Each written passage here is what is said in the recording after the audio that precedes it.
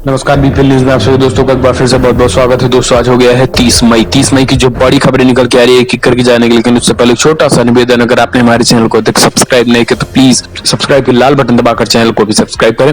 पहली जो बड़ी खबर निकल के आ रही है दोस्तों, वो है पश्चिम बंगाल से निकल के आ रही है, जहां पर आज प्रधानमंत्री नरेंद्र मोदी के शपथ के दिन ममता बनर्जी बंगाल में धरने पर बैठेंगी।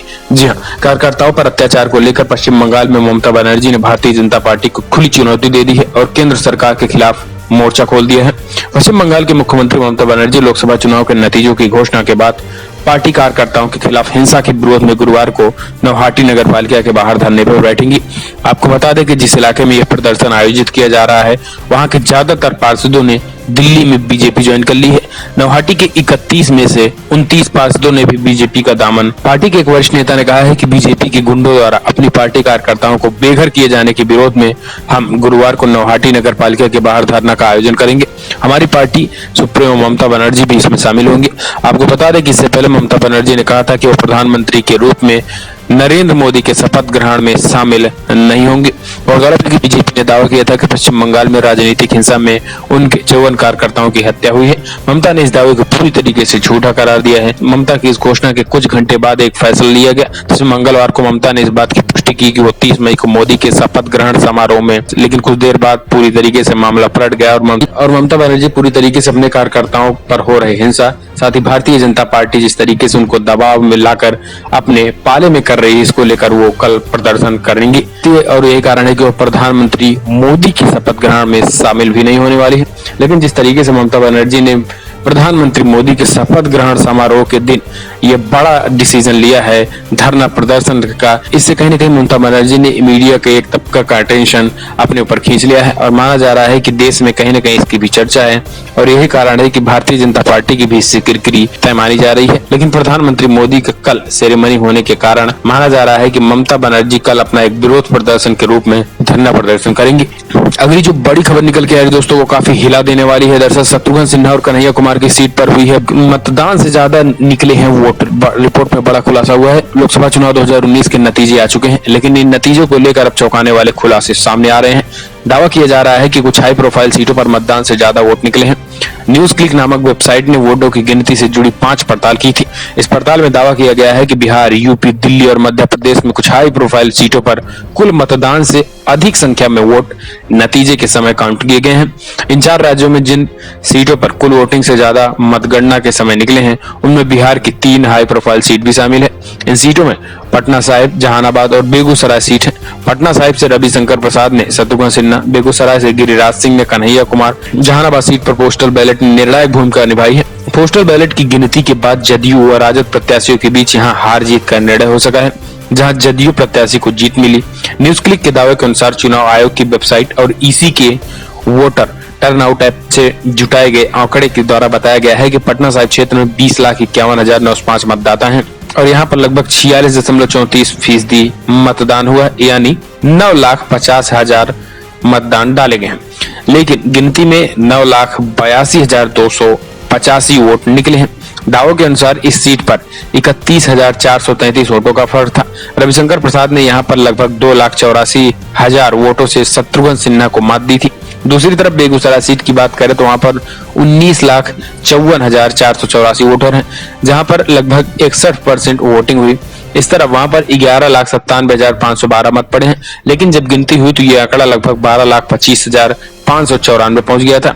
मतलब असल वोटिंग और मतगणना के बाद यहाँ वोटों के बीच लगभग 28,082 वोटों का फर्क था। बेगूसराय सीट पर बीजेपी उम्मीदवार गिरिराज सिंह ने लेफ्ट उम्मीदवार कन्हैया कुमार को लगभग 4 लाख वोटों से अंतर से हराया था। इसके अलावा पूर्वी दिल्ली, मध्य प्रदेश की गुना व मुरैना, यूपी की बदायूं और फर्रुखाबाद संसदीय सीट पर भी दावों के अनुसार असल डाले गए वोटों की तुलना में गिनती में आए वोटों के बीच काफी बड़ा फर्क था।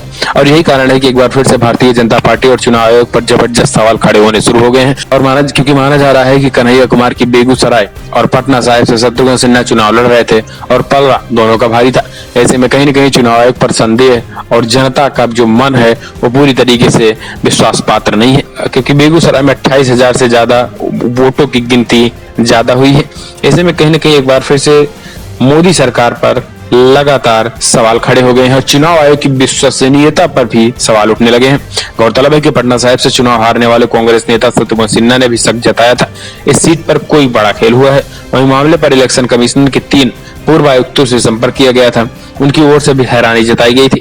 पूर्व आयुक्तों ने कहा था कि चुनाव आयोग को इस मसले पर सफाई देनी चाहिए या फिर वोटों के आंकड़ों में गड़बड़ी के मुद्दों का समाधान करना चाहिए। दरअसल हम आपको बता दें कि शत्रुघ्न सिन्हा ने पहले भी अपने आप को सो कॉल्ड हारा हुआ बता रहे थे, यानी कथित रूप से हारा हुआ प्रत्याशी बता रहे थे, क्योंकि शत्रुघ्न सिन्हा का मानना था कि हम यहां से जीते थे लेकिन बड़े पैमाने पर धांधली हुई है, ईवीएम की धांधली हुई है, लेकिन खुलकर किसी का सामने ना आना ये कहीं न कहीं भारतीय जनता पार्टी के लिए प्लस पॉइंट माना जा रहा है। अगली जो बड़ी खबर निकल के आ रही दोस्तों, हार के बाद पहली बार 31 मई को आपस में मिलने जा रहे हैं सभी 25 और 1 जून को लेकर हो सकता है बड़ा फैसला। जी दरअसल लोकसभा चुनाव में हुई करारी हार के सदमे से उभरे विपक्ष ने अब लोगों की सुध लेने की शुरुआत भी कर दी और एक तरफ जहां विपक्षी अपने खेमे में हार के कारणों पर मंथन में जुटे हैं, वहीं दूसरी तरफ संयोजित रूप से इस पर मंथन करने की योजना 31 मई को बनाई गई है और 31 मई को विपक्ष संसद भवन परिसर में एक बड़ी मीटिंग करने जा रहा है। सूत्रों के मुताबिक समान विचारधारा वाले दलों को इस मीटिंग में बुलाया गया है। इस बैठक को बुलाने की पहल कांग्रेस से ओर से की गई है। लोकसभा चुनाव के बाद ये मीटिंग इसलिए भी अहम मानी जा रही है क्योंकि इस चुनाव में समूचे विपक्ष की करारी हार हुई है। ऐसे में विपक्षी दल आपस में एकजुट रहे, इसलिए आपसी समन्वय और आगे की राह यह मीटिंग बुलाई गई है। गौरतलब है कि जून के पहले हफ्ते में 17वीं लोकसभा का नया सत्र बैठेगा।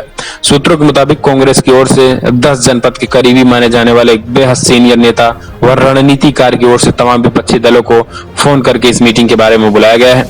मुलाकात का मकसद समान विचारधारा वाले दलों को आपस में बैठकर आगे की रणनीति तय करना है। एक सूत्रों का कहना है कि मीटिंग का एजेंडा चुनाव के नतीजों पर चर्चा के साथ साथ आगामी संसद सत्र और उसको लेकर भावी रणनीति भी बनेगी। इसके अलावा ईवीएम को लेकर विपक्ष आगामी रुख सहित देश के सामने मौजूद दूसरे अहम मुद्दों पर भी चर्चा हो सकती है। हालांकि इस मीटिंग में कौन कौन नेता शामिल हो रहे हैं इसका फिलहाल अभी कोई खुलासा नहीं हो पाया है, लेकिन आरजेडी के युवा नेता तेजस्वी यादव ने जरूर मीडिया से बातचीत में संकेत दिया है कि वो इस मीटिंग में भाग लेने दिल्ली जा रहे हैं और कहा जा रहा है कि इसमें कांग्रेस, लेफ्ट, आप, DMK, TMC, RLD, NCP, SP, BSP, national conference, Loktantrik Janata Dal व टीडीपी जैसे बड़े राजनीतिक हस्तियां शामिल हो सकती हैं। दरअसल हम आपको बता दें कि सबसे बड़ा विपक्षी दल होने के नाते कांग्रेस ने भले ही विपक्षी को गोलबंद करने की कोशिश शुरू कर दी है, लेकिन कांग्रेस अध्यक्ष राहुल गांधी की इस्तीफे की पेशकश के बाद अभी तक इस मुद्दे पर असमंजस की स्थिति बनी हुई है। लेकिन देखने की बात होती है कि 31 मई को क्या वाकई में सारे विपक्ष एक बार फिर से एकजुट हो पाते हैं और विपक्ष अगर एकजुट होता है तो मुद्दे कौन से बनाए जाते हैं, देखने की बात होती है 31 मई की। अगली जो बड़ी खबर निकल के आ रही दोस्तों वो है 2022 यूपी विधानसभा चुनाव के लिए मायावती ने खेल दिया है बड़ा दांव और पश्चिमी यूपी पर खास नजर लगाए बैठी हैं मायावती।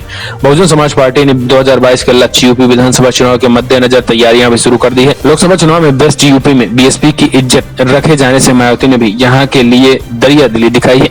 एक तरह से उन्होंने बेस्ट यूपी को तोहफा दिया है। तो बेस्ट यूपी से जीत हासिल करने वाले 4 में से एक सांसद को संसदीय दल का नेता और दूसरे को मुख्य सचेतक का पद देकर अहमियत देने का संदेश कोशिश की जा रही है। माना जा रहा है कि ऐसा करके उन्होंने दलित, मुस्लिम और पिछड़े को साधने का कार्ड भी अभी से खेल दिया है। 2014 में बेस्ट यूपी समेत पूरे प्रदेश में बहुजन समाज पार्टी का एक भी लोकसभा सीट पर जीत नहीं मिली थी। 2017 के विधानसभा चुनाव में बीएसपी एक तरह से सूपड़ा साफ हो गया था। इस बार 2019 में मायावती ने एसपी और आरएलडी से गठबंधन करके ताल ठोकी थी। 2014 में एसपी और आरएलडी का भी बेस्ट यूपी से कोई सांसद नहीं चुना गया था। गठबंधन के बल पर यूपी में बीएसपी को 10 सीटें मिली थी, जिसमें बेस्ट यूपी की बीएसपी के हिस्से में से 4 सीटें सहारनपुर, अमरोहा, नगीना और बिजनौर आई है।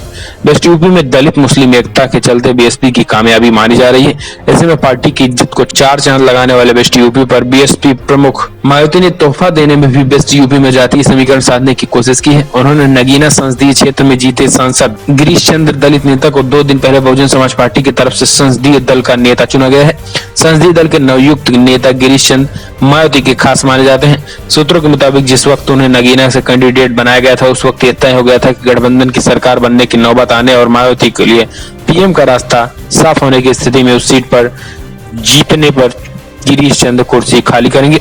कयासों के मुताबिक पहले मायावती के यहां से चुनाव लड़ने की अटकलें लगाई जा रही थी। गिरीश 2007 से 12 में बीएसपी के विधायक भी रहे हैं। मायावती के भरोसेमंद रहे गिरीश चंद मुरादाबाद, बरेली, सहारनपुर और मेरठ मंडल में संगठन की विभिन्न जिम्मेदारियां भी संभाल चुके हैं और बस यूपी में कई मंडलों के कोऑर्डिनेटर भी रहे हैं। वो 2014 में नगीना से लोकसभा चुनाव लड़ चुके हैं।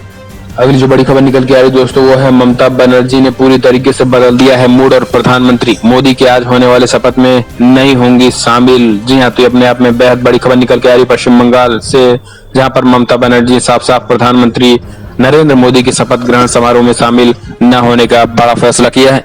पहले समारोह में शामिल होने की बातों को कहने वाली ममता के मूड में बुधवार को ट्विस्ट आ गया। उन्होंने बीजेपी पर शपथ ग्रहण में सियासत का आरोप लगाते हुए कहा है कि अब वो इस कार्यक्रम का हिस्सा नहीं बनेंगे। ममता ने बयान जारी करके कहा कि शपथ ग्रहण लोकतंत्र की महत्वपूर्ण परंपरा है, लेकिन इसे राजनीतिक फायदे के लिए इस्तेमाल किया जा रहा है। ममता ने पीएम मोदी को लिखे पत्र को अपने ट्विटर अकाउंट पर भी शेयर किया। इसके साथ ही केरल के मुख्यमंत्री पिनराई विजयन ने भी शपथ लेने में शामिल न होने की बात कही है। ममता बनर्जी ने ट्विटर पर लिखा है कि लोकतंत्र के उत्सव का जश्न मनाने के लिए शपथ ग्रहण का एक पवित्र मौका है। यहाँ ऐसा मौका नहीं है इसमें किसी दूसरी पार्टी को महत्वहीन बनाने की कोशिश की जाए। प्रधानमंत्री को काफी तल्ख भाषा में लिखे पत्र में उन्होंने जीत की बधाई देते हुए शपथ ग्रहण समारोह शामिल से इनकार कर दिया। 2014 में पीएम के शपथ ग्रहण में ममता शामिल नहीं हुई थी, लेकिन अपने विश्वास पात्र अमित मित्रा और मुकुल रॉय को उन्होंने भेजा था। लेकिन इस बार मुकुल रॉय भारतीय जनता पार्टी में ही शामिल हो गए हैं। हालांकि देखने की बात होती है कि इस बार वो अपने किसी साथी को क्या भेजती हैं या फिर नहीं। हालांकि उत्तर प्रदेश से अखिलेश यादव और मायावती की जाने की अटकलें फिलहाल नहीं दिखाई दे रही है और माना जा रहा है कि यूपी से अखिलेश और मायावती भी प्रधानमंत्री मोदी के शपथ ग्रहण समारोह में नहीं शामिल होने वाले हैं। हालांकि देखने की बात होती है कि क्या होता है, लेकिन राहुल गांधी और सोनिया गांधी ने साफ साफ प्रधानमंत्री मोदी के शपथ ग्रहण समारोह में जाने का फैसला लिया है और माना जा रहा है कि वो इस समारोह में जाएंगे भी। फिलहाल आज की बड़ी खबरों में दोस्तों इतने। अगर आपको वीडियो पसंद आया तो लाइक करें, शेयर करें, कमेंट के माध्यम से अपनी राय देना ना भूले कि क्या वाकई में जिस तरीके से शत्रुघ्न सिन्हा पटना साहिब सीट हो या फिर कन्हैया कुमार की बेगूसराय, और जिस तरीके से वहां वोटिंग परसेंटेज से ज्यादा जिस तरीके से मतगणना में गड़बड़ी हुई, उसको लेकर आप क्या मानते हैं? वाकई में चुनाव आयोग जिस तरीके से अब जवाब भी नहीं दे रहा है, सवालों के जवाब सवाल खड़े करने के बाद भी जवाब नहीं मिल रहे हैं, आपको क्या लगता है कि क्या वाकई में लोकतंत्र न केवल खतरे में है बल्कि पूरी तरीके से लोकतंत्र खत्म भी हो चुका है? अगर आप ऐसा मानते हैं तो इस वीडियो को दिल से लाइक करें, साथ ही कमेंट के माध्यम से अपनी राय देना ना भूले कि आखिर विपक्ष खुलकर क्यों नहीं आ रहा है। साथ ही 31 मई को होने वाले विपक्षी एकता को लेकर आप क्या मानते हैं? क्या वाकई में ईवीएम का बड़ा मुद्दा है, ये उठना चाहिए या फिर नहीं? अगर आप मानते हैं तो इस वीडियो को दिल से लाइक करें, कमेंट के माध्यम से अपनी राय देना ना भूले, चैनल को अभी सब्सक्राइब करें।